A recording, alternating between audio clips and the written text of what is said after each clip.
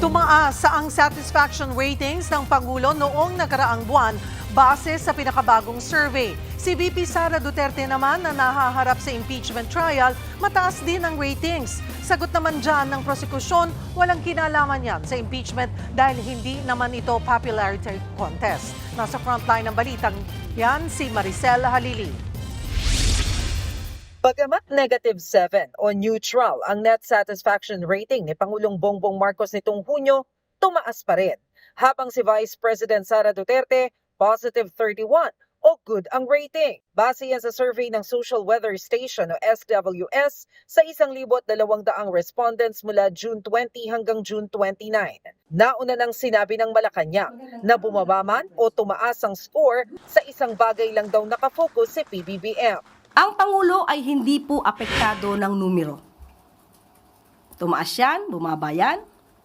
Ang focus ng Pangulo ay magtrabaho. Kanina, pinangunahan ng Pangulo ang graduation ceremony ng sinaghirang class of 2026 sa Philippine Merchant Marine Academy o PMMA. Tiniyak niya na prioridad ang kaligtasan ng marinong Pinoy. Sa gitna ito ng patuloy na tensyon sa Middle East kung saan nasa 3,000 Pinoy seafarers ang stranded pa rin sa Strait of Hormuz.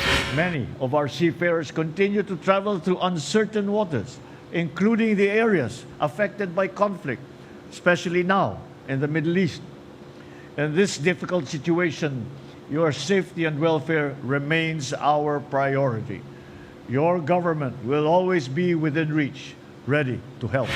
Titiyakin din ni PBBM na dekalidad ang maritime education sa bansa para hindi malagay sa alanganin ang trabaho ng Pinoy seafarers. Habang abala sa trabaho ang Pangulo, si Vice President Sara Duterte naman nahaharap sa impeachment trial.